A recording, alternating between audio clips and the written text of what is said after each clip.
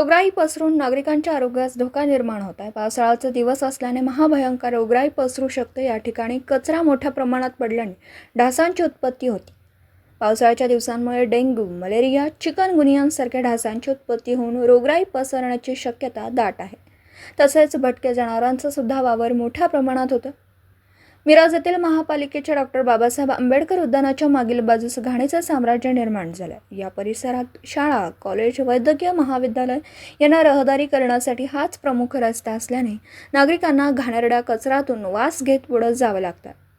Doctor Babasaheb Ambedkar उद्यानामध्ये अनेक लहान मुलं, महिला, वयोवृद्ध लोक फेरफटका व विरंगुळा करण्यासाठी येतात। यांच्यावर कोणत्याही भटक्या जनावरांमुळे आपत्ती घडल्यास त्याला महापालिकेचं प्रशासन व आरोग्य अधिकारी जबाबदार राहतील, अशी माहिती सचिन कांबळे यांनी दिली।